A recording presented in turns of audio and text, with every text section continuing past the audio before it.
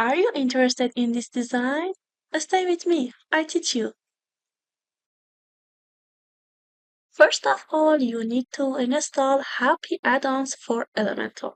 For the next step, you can start to build a page.